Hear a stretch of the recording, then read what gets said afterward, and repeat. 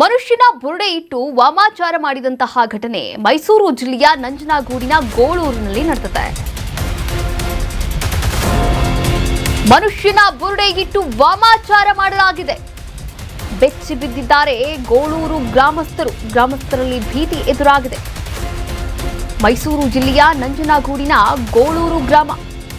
ನಿನ್ನೆ ಅಮಾವಾಸ್ಯೆ ಇದ್ದರಿಂದ ವಾಮಾಚಾರವನ್ನ ಮಾಡಲಾಯ್ತಾ? ಹಾಗಾದ್ರೆ ಸ್ಮಶಾನದಿಂದ ಬುರುಡಿಯನ್ನ ತಂದು ಮೂಳಿಗೆಯನ್ನ ತಂದಿಟ್ಟು ಕೃತ್ಯವನ್ನ ಎಸಗಲಾಗಿದೆ.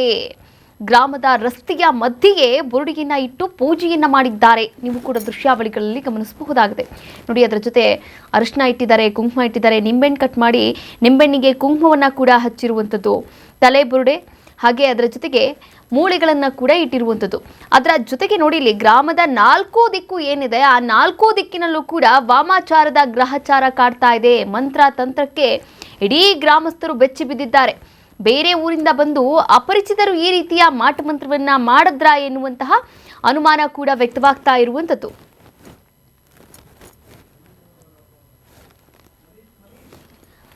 ಇದೇ ವಿಚಾರಕ್ಕೆ ಸಂಬಂಧಪಟ್ಟಂತೆ ನಮ್ಮ ಪ್ರತಿನಿಧಿ ಮೈಸೂರಿನಿಂದ ಮನೀಶ್ ಗೌಡ ದೂರವಾಣಿ ಸಂಪರ್ಕದ ಮೂಲಕ ಜಾಯಿನ್ ಆಗ್ತಾ ಇದ್ದಾರೆ. ಮತ್ತಷ್ಟು ಅಪ್ಡೇಟ್ಸ್ ಕೂಡ ನೀಡ್ತಾ ಹೋಗ್ತಾರೆ. ಎಸ್ ಮನೀಶ್ ಗೌಡ, ನಿನ್ನೆ ಅಮಾವಾಸ್ಯೆ ಆಗಿದ್ದರಿಂದ ಈ ರೀತಿ ಘಟನೆ ನಡೆದಿದೆ ಅಂತ ಗ್ರಾಮಸ್ಥರೆಲ್ಲರೂ ಕೂಡ ಹೇಳ್ತಾ ಇರುವಂಥದ್ದು. ಆದ್ರೆ ಏನು ಇದಕ್ಕೆ ಕಾರಣ ಇರಬಹುದು ಮನೀಶ್? ಖಂಡಿತ ಕಾವ್ಯ, ಏನು ಮೈಸೂರಿನ ನಂಜನಗೂಡು ತಾಲೂಕಿನ ಗೋಳೂರು ಗ್ರಾಮ ಏನಿದೆ, ಅವರು ಬೆಳಗ್ಗೆ ಎದ್ದ ತಕ್ಷಣ ಅಕ್ಷರಶಃ ಬೆಚ್ಚಿ ಬಿದ್ದಿರುವಂತಹ ಘಟನೆ ಕೂಡ ನಡೆದಿರುವಂತದ್ದು.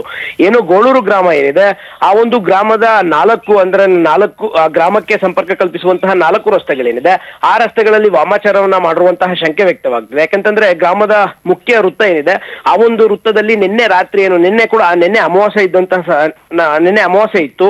ಅಮಾವಾಸ್ಯೆ ಕಾರಣದಿಂದ ನಿನ್ನೆ ಏನು ಮನುಷ್ಯನ ಬುರುಡೆಯನ್ನ ಹೋಲುವಂತಹ ಒಂದು ಬುರುಡೆ ಹಾಗೂ ಒಂದಷ್ಟು ಮೂಳೆಗಳನ್ನ ಇಟ್ಟು ಅದಕ್ಕೆ ಕುಂಕುಮ ಹಾಗೂ ನಿಂಬೆಹಣ್ಣುಗಳನ್ನ ಇಟ್ಟು ಪೂಜೆಯನ್ನ ಮಾಡಿರುವಂತದ್ದು. ಜೊತೆಗೆ ಕೇವಲ ಅದೊಂದು ರಸ್ತೆ ಅಲ್ಲದೆ, ಏನು ಆ ಒಂದು ಗೋಳೂರು ಗ್ರಾಮ ಏನಿದೆ, ಆ ಒಂದು ಗ್ರಾಮಕ್ಕೆ ಸಂಪರ್ಕ ಕಲ್ಪಿಸುವಂತಹ 4 ರಸ್ತೆಗಳೇನಿದೆ, ಆ 4 ರಸ್ತೆಗಳಿಗೂ ಕೂಡ ಕುಂಕುಮವನ್ನ ಹಚ್ಚಿ ವಾಮಾಚಾರವನ್ನ ಮಾಡಿರುವಂತದ್ದು.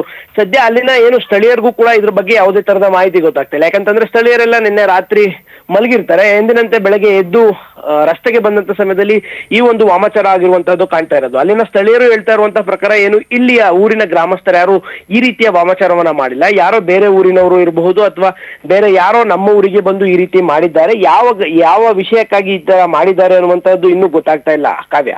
ತಮಾಷೆಗಾಗಿ ಏನಾದ್ರೂ ಮಾಡೋಕೆ ಟ್ರೈ ಮಾಡಿದ್ದಾರಾ ಹೇಗೆ ಅಂತ? ಯಾಕಂದ್ರೆ ಈಗ ಟ್ರೋಲ್ಸ್ ಆಗ್ತಿರ್ಬೋದು, ಸೋಷಿಯಲ್ ಮೀಡಿಯಾ ಆಗ್ತಿರ್ಬೋದು, ಈ ರೀತಿಯ ವಿಚಾರಗಳು ಬೇಗ ವೈರಲ್ ಆಗುತ್ತೆ ಅನ್ನೋದೊಂದು ಮನಸ್ಸಲ್ಲಿ ಇರುತ್ತಲ್ವಾ? ಆ ರೀತಿ ಏನಾದ್ರೂ ಘಟನೆಗಳು ಕಂಡು ಬರುತ್ತಾ? ಗ್ರಾಮಸ್ಥರು ಇದ್ರ ಬಗ್ಗೆ ಏನು ಹೇಳ್ತಾರೆ?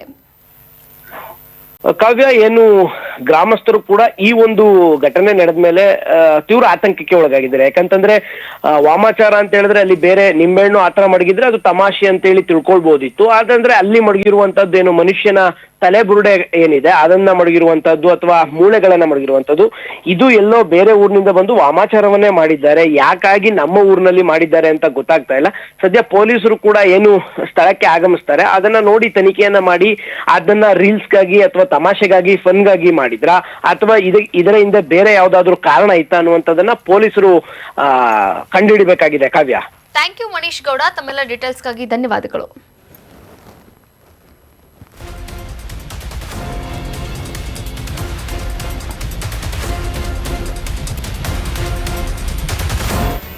ಕರ್ನಾಟಕ ನ್ಯೂಸ್ ಬೀಟ್ ಫಾಲೋ ಮಾಡಿ, ಸಬ್ಸ್ಕ್ರೈಬ್ ಮಾಡಿ.